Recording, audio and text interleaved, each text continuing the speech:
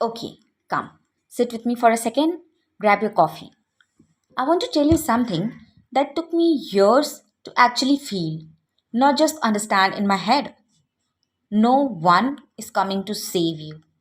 Not your mother, not your best friend, not the man who says, I have got you, and not even the version of yourself from 5 years ago who swore things would be different by now. And I know how that sounds. I know it sounds cold, maybe even a little lonely, but stay with me. Because this is not a sad realization, this is the single most liberating thing you will ever let yourself understand.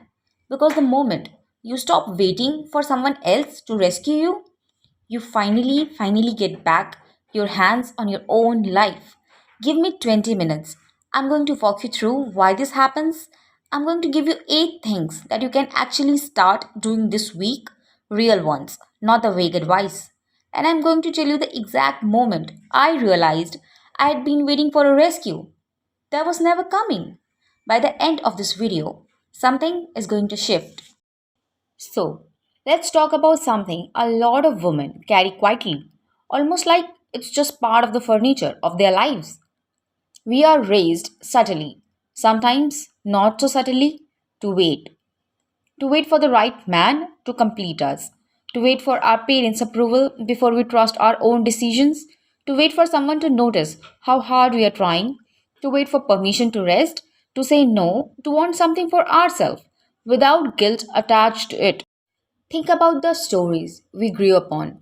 The girl falls asleep and someone else has to wake her up. The girl who is trapped in the tower and someone else has to climb up and get her out. Even without realizing it, so many of us absorb this idea that our happy ending depends on someone else showing up at the right time. That we are the ones waiting in somewhere along the way. So many of us were taught that our worth is something that gets confirmed by someone else.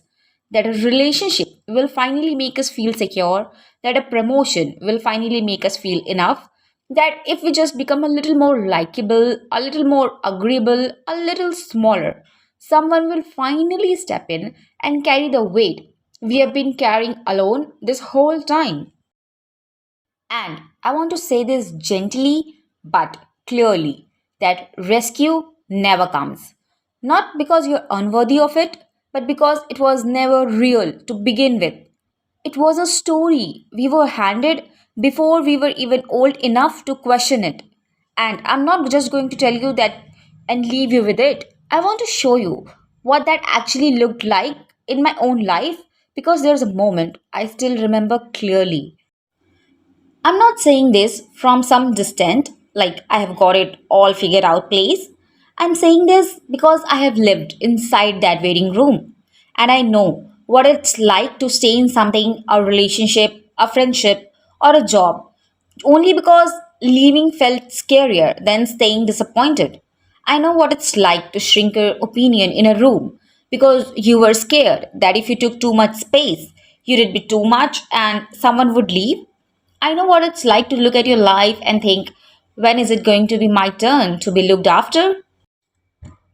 I remember a specific moment sitting after a conversation that had gone badly and just thinking, why does no one see how tired I am? I was not asking for a lot.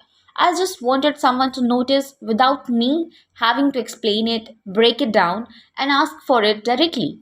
I wanted to be rescued from my own exhaustion. And nobody came. Not because they didn't care, but because that was never really their job to begin with. It was mine.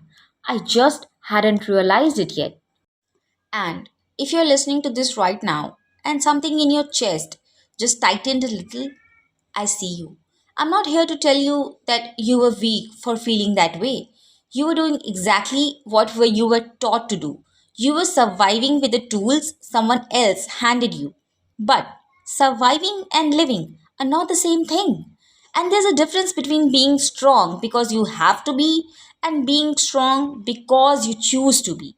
Because you have decided your life is yours to build, not something you are waiting on someone else to hand you.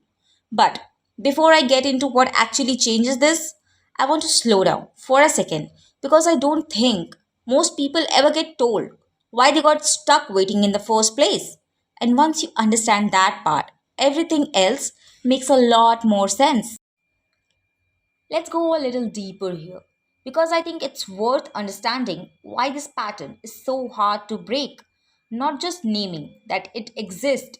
A lot of us learned very early that love was conditional, that being good, quiet, easy, undemanding kept people close, and that having needs made us inconvenient. So we adapted. We became excellent at reading rooms, anticipating what other people needed before they even asked, managing everyone's emotion around us, and somewhere in all of that responsibility for everyone else, we quietly lost the habit of asking, but what do I need right now? Waiting to be rescued isn't laziness and it isn't weakness. It's often a very intelligent, very adaptive response to an environment where asking directly for what you needed was not safe or was not received. Well, the waiting was a form of protection. It kept you hopeful without having to risk rejection by asking outright. But here's the thing about a protection strategy, it can keep you safe in a moment and still not be able to build you a life. What kept you safe at 7 or at 17 might be the very thing quietly keeping you small at 35. And recognizing that isn't a betrayal of the girl who needed that strategy to survive, it's actually the most loving thing you can do for her to finally give her what she was really waiting for from you. So, if the waiting made sense, the question becomes what actually replaces it?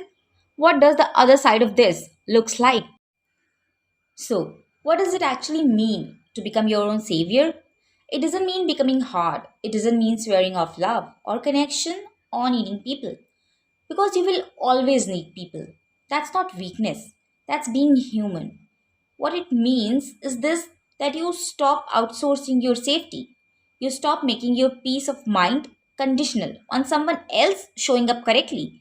It means you become the person who checks in on you, the one who speaks kindly to you when you fail, the one who keeps promises to yourself, even the small ones. Because every broken promise to yourself teaches you quietly that your word doesn't matter, and every kept one rebuilds a trust that maybe nobody ever modeled for you growing up.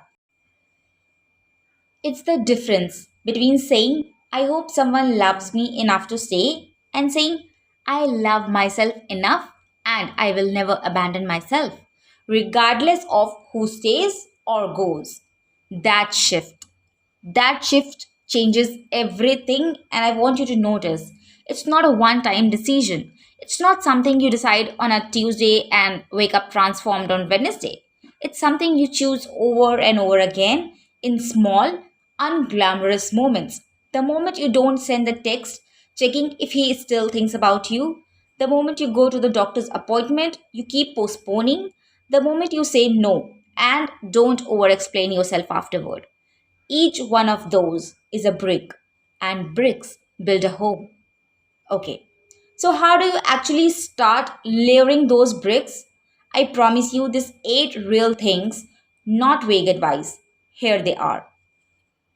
Now, I don't want to just leave you with a nice feeling and no map, because a feeling fades by tomorrow morning if you don't have something to actually do with it. So, let's get practical. Here's what this looks like in real life. First, start keeping promises to yourself before anyone else's. Not big dramatic ones, small ones. You said you would drink water first thing in the morning? Do it. You said you'd go for a walk? Go. Every time you follow through on something you told yourself, you are sending your nervous system a proof that I can rely on me. That proof is the foundation everything else is built on. Second, learn to sit with discomfort instead of performing for approval. A lot of us learned to read the room before we learned to read ourselves. Practice pausing before you answer. Ask yourself, is this what I actually think? Or is this what will keep the peace? You don't have to change your answer immediately. Just start noticing the gap. Noticing is the beginning of freedom. Third, build a relationship with your own company. Eat alone at a restaurant. Take yourself on a walk with no phone. Sit in silence without needing to fill it. If being alone with yourself feels unbearable, that's not a flaw. That's information. It's telling you there's a relationship in your life that's been neglected. The one with you. Fourth, get financial literate, even in small steps. I say this because dependence, especially financial dependence, quietly keeps so many women in a situation they would otherwise leave. You don't need to become an expert overnight. Open the account, learn what you are spending, save something anywhere, even if it's small. Financial groundness isn't about greed, it's about never being trapped by circumstances. Fifth, grieve the rescue you were waiting for. This one is emotional, but it matters. There might be a version of you that was quietly waiting for a parent to finally say, I'm proud of you, or a partner to finally show up the way you needed. Let yourself grieve. That it might not come the way you imagined. Grieving it isn't giving up, it's what frees your hands to finally hold yourself the way you were hoping someone else would. Sixth, surround yourself with people who reflect your growth, not your old patterns. You cannot become your own savior in an environment that keeps needing you to be small, needy, or grateful for crumbs. Notice who supports the version of you that's healing and who quietly resents it. This isn't about cutting everyone off, it's about being honest about who actually makes you feel more like yourself and who makes you shrink back into old habits. Seventh, talk to yourself like someone you actually love. This one sounds simple, but it might be the hardest.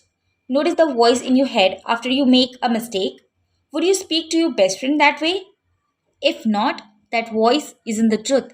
It's an old habit. Start correcting it out loud if you have to. That was hard and I still showed up. Is just as true as any harsh thing you have ever told yourself. Eighth, celebrate yourself without waiting for someone else to notice first. Don't wait for the applause to know you did something well. Tell yourself, write it down. Treat yourself the way you would treat someone else you were proud of. Because you are that someone who is worth of being proud of. Whether or not anyone else says it out loud, none of this happens overnight. Some of these you will practice for years, but every single one of them moves the center of gravity to your life back into your hands, where it always should have been. I want to pause here for a second because I know this can feel like a lot to take in all at once. If you're sitting there thinking, okay, but I don't even know where to start with one, just one. Maybe it's the promise keeping, maybe it's learning to sit alone with yourself without reaching for your phone. You don't have to overhaul your entire life this week.